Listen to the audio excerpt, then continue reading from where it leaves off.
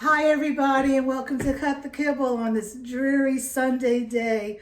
What a great day to be inside a home cook for your little pup. And I've been home cooking for Miss Bella since she was around 6 months old, 5 months old, with the good graces of my vet because she was always throwing up on what I thought was good kibble. Anyway, today I'm going to be making a turkey recipe.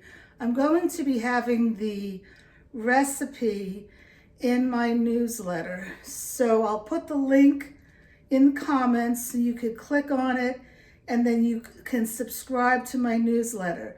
Now, let me let you know, I think that the problem is my newsletter may come to you with my private email, which is ilovemybijonfriches@gmail.com. So it's not private anymore, instead of the Cut the Kibble. Because some people are saying, I can't find your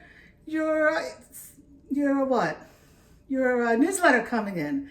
So you gotta look for the I Love My Bijon Friches. You don't need the spelling, just do I Love My. Anyway, before we get started, I want to tell you that I have a new fry pan. I just got this. It came 2 days ago. I ordered it from Target. I don't go out. I haven't been to a mall in 3 years, and I go to Marshall's every now and then, but I haven't been to Marshall's for 6 months. So I got it on Target. This is what it is. Because as you know, my son scratched up my other non-stick. Once it's scratched, you can't use it because when you heat it up, it's going to emit those chemicals, and that's really bad. And I did use ceramic, and after 3 times, I got rid of it. It's crap. So just when you cook with Teflon coating, don't use high heat. I always tell my son, don't use high heat. He's 30 years old. And don't use scratchy utensils. But anyway, he's not using this. And so turkey.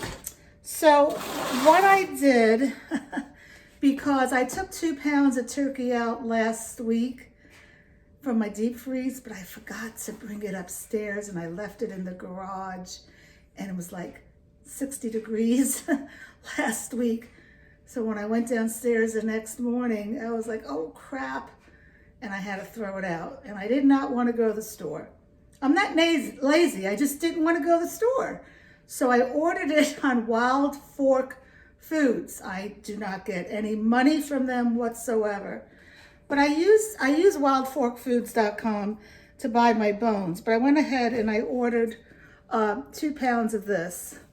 And I was looking the other night, this is dripping a little, to see what the ingredients are on this, and it just says ground turkey. I'm going to look some more because you got to be careful. I would say 90% of the turkey you buy, ground turkey, is either going to have natural flavors or rosemary. If I had to choose between the two, I would do rosemary. But listen, if your dog is susceptible for seizures, don't use rosemary. I mean, there's debate all over the place. People are saying it's the rosemary oil that causes the seizures. I don't care. If my dog is susceptible to seizures or epilepsy, I'm not doing anything. Rosemary extract, rosemary herb, nothing, okay? Because who really knows? Nobody really knows everything. This whole thing is a learning curve. It's a learning curve for humans who are allergic to foods, okay? So you gotta use common sense and trust yourself what you think is good for your dog. So I'm gonna start cooking here now. And I apologize, my little remote is broken, so I gotta use this. So I'm gonna add this much garlic in. All right, can you see that? Hold on. All right, so I have the turkey in here. The pan took a while to heat up. And I'm using wooden spoons. I bought these gorgeous wooden spoons on QVC from Blue Jean Chef. This is just part of them. Again, I don't get no kickbacks. Comes with a spoon rest. And I bought food grade mineral oil to treat them. And anyway, what I'm doing now is I'm going to add the garlic like I showed you. I'm working on a newsletter right now about garlic. I actually think I'm going to be able to release it today. So by the time this video goes out, I will have a link for the garlic video in comments. If I had $1 every time somebody comments, garlic's not good for you, for dogs. Garlic can kill dogs. You know, they do the research and they're right. It's all over the internet. Basically, to explain it, there was a study done in the year 2000. Mind you, that was what, how many years ago? 22 years ago. And in Japan. And basically, it said, I'm talking in layman's terms, dumbing it down, but it says that garlic causes Heinz anemia in dogs. But 4 years later, they retract. So that was there. So everybody and their mother, including the American Kennel Club and Humane Society, says no garlic, no garlic. And 4 years later, they retracted that and said that garlic is good for the cardiovascular and for brain health, etc. Now, what the problem was, garlic is in the same family as onions, and it has this, chemical in it, and that can kill dogs in the onions. But it's 15 times, I don't like this, it's not really heating up. It's 15 times stronger in onions than garlic, all right? So anyway, all over, I went on the internet yesterday and I was shocked to still see how, all these websites says garlic can kill your dogs. Look, see this little girl here? Miss Bella, see her? Let's see, can you see her? She's 13 years old and she gets garlic every day in her food. So, you got to read this article that I'm going to be publishing and do your own research. But, when I say do your own research, you got to consider your source. I can't even say that when the American Kennel Club has it on their website. Do not feed dogs garlic. You think you could trust them, It's just crazy. But, listen, believe who you want to. I'm living proof. Garlic is an antibacterial, antiviral, antifungal, anti-everything. It's fantastic. But in the right amount. And in my newsletter, I show you what amount to give your dogs. Okay? And there's certain dogs that should not have garlic. It's Japanese breed dogs. There's 2 types. It's in my newsletter. And like if your dog's going through chemotherapy or is immune depressants or is going to get surgery, you should stop the garlic. All right? But for your average dog, it's fantastic. And I basically use it because I don't give Bella flea and tick anymore. Here, I live up here in the country. I mean, I literally live in the trees. And I've stopped giving her flea and tick, I want to say 6 years ago. But again, I don't hike with her. I'm careful where we go. And I look at her. I got a tick when I first moved up here. It was a Texas long star tick, I believe it's called. It has a white spot in it. It was right from my porch I got it, where Bella and I always sit. And I Googled it, and it said, get to your doctor within 33 days, and you can get an antibiotic, which I'm not for any medicine, but I hightailed it over there because it's a very dangerous tick. meaning if you ever eat meat, you can get like deadly ill or something like that. I don't understand it. It's gross, isn't it? Anyway, this, I cooked this up with a little bit of coconut oil, but I don't know if you can see. Can you see that over there? This is liquid. The label said there was 3% water. That seems like more than 3%. I looked again and I could not find anything about any other ingredients in this. I'm actually gonna call the company and ask. This is good turkey though. I mean, I've made this for my family. I make a really easy Mexican lasagna, and I try to stay away from a lot of beef. So I use ground turkey, and I'm making that recipe for a meal train coming up. All right, for somebody who needs a meal. Anyway, let's get to the other side of the counter. I have to shut this off. I'm going to show you, that's a heck of a lot of fat. Or not, it's not fat because it's turkey. Again, I use a little oil. I think, I'm not going to measure, waste a measuring cup, but that's probably 12 ounces of liquid. I'm going to call the company up because I want to know exactly what that is. That's more than 3% water. All right, so let's move to the other side. I'm going to grind this up in my little food processor. For 2 pounds of protein, animal protein, I'm using 4 mussels.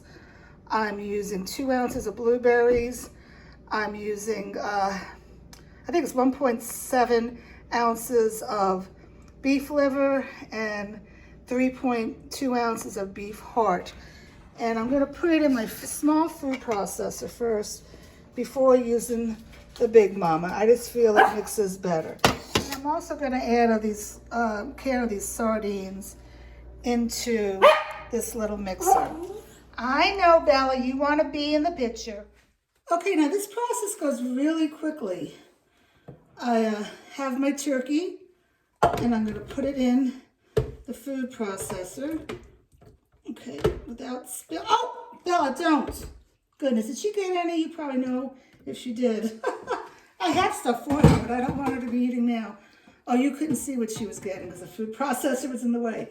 Okay, so we have the meat in there. The next thing I'm going to add are my supplements that I can add to the food. Most of my supplements I add at time of feeding.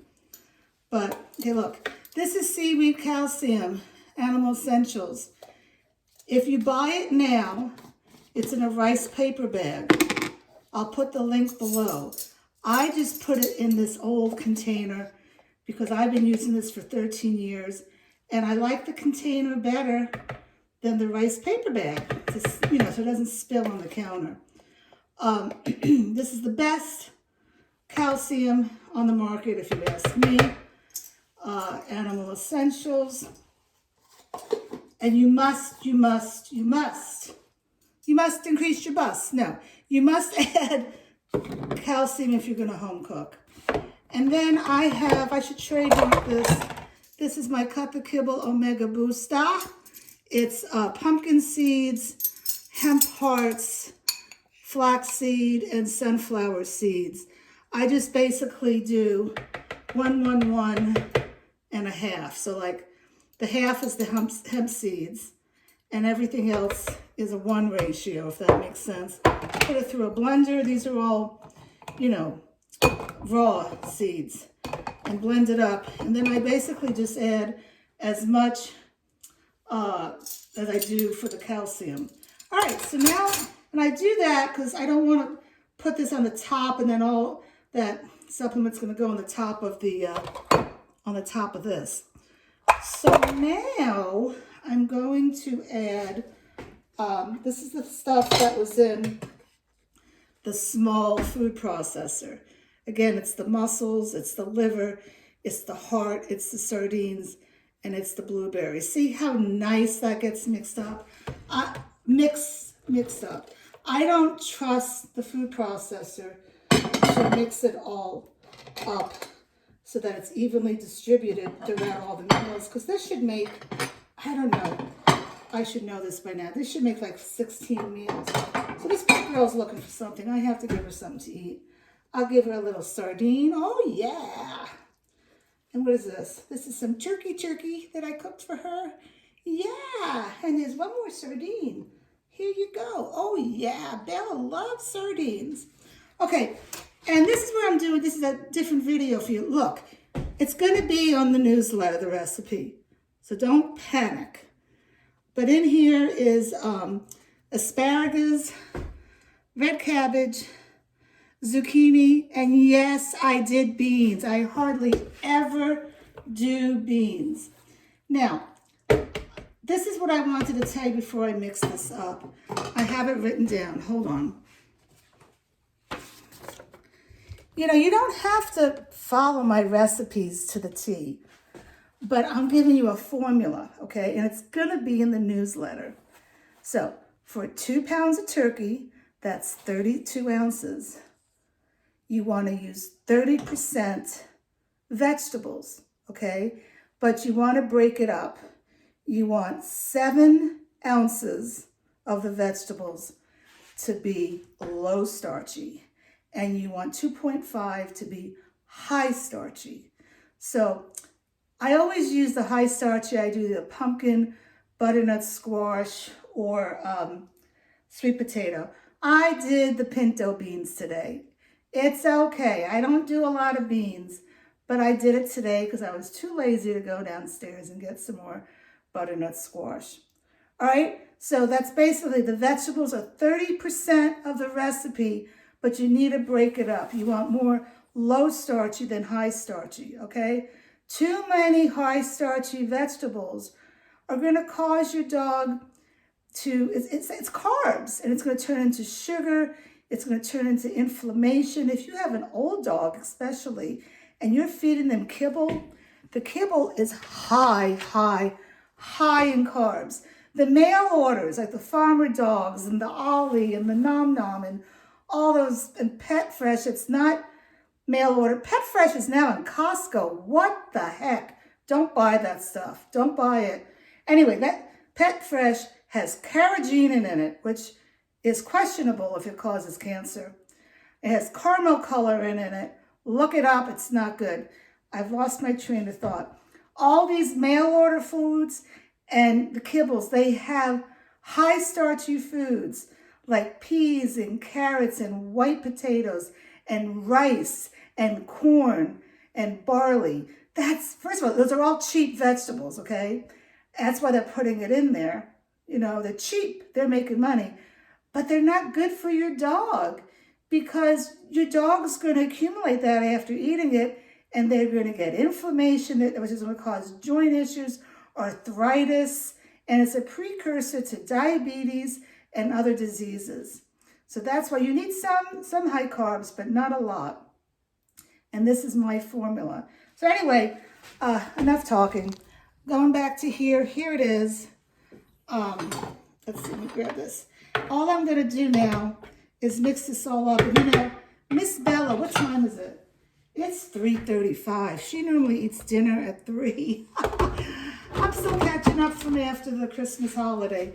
So I'm going to mix this up and I'm going to feed it to her and I'll show you how she eats it. So just give me a second to measure it out and I'll show you how much she enjoys her food. She's my baby. Okay, hold on. Okay, I want to show you what I do. So I have a little measure here with my scale, and she normally gets 4 ounces twice a day, but I'm giving her a little bit less because she's gained some weight. And you know, I give her chicken heart for a treat, but they have a lot of calories in one chicken heart. And if we're not walking a lot, you know, I just got to keep an eye on her. Somebody needs to keep an eye on me. So this is 3.8 ounces. So I'm going to put it in her dish. Never use plastic. And then what I did, I have some bone broth here that I'm going to add. And I wanted to show you what I do. I make my bone broth and I put it in silicone ice trays.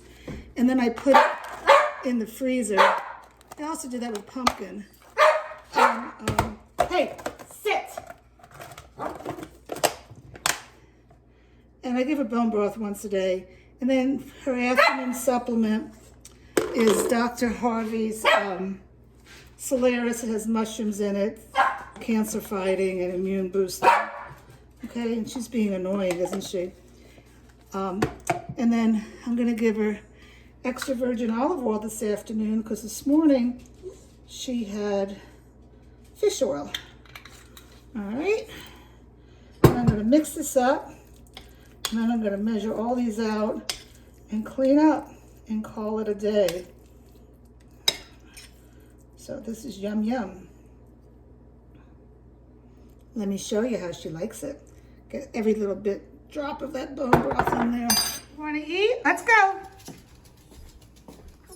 Come here. Come over here. Stay. Stay. I always try to pet her. Yeah, she's a good girl. Go eat. You get good for you. Nice and fresh. This is not like Fresh Pet. This is fresh, fresh.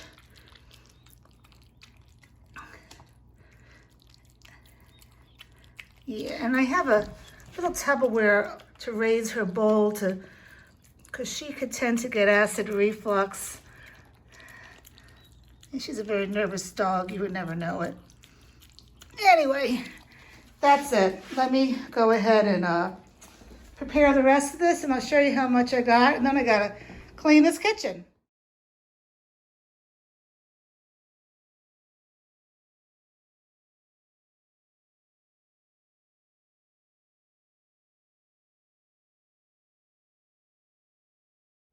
So I basically got 12 meals, right? See, 3, 6, 9, 10, 11. And this one is shy, just a few ounces, and I probably have some extra food prepared that I could mix into it. So it's that easy. Now I'm gonna put it in the freezer, flash freeze, and then put it in a, hold on a second, put it in a Ziploc freezer bag and label it turkey and the date. And I'm good. 12 meals. She gets turkey once a week. So that lasts me 3 months. I'm catching up from the holidays. So that's it for Miss Bella and me. Happy cooking to you guys.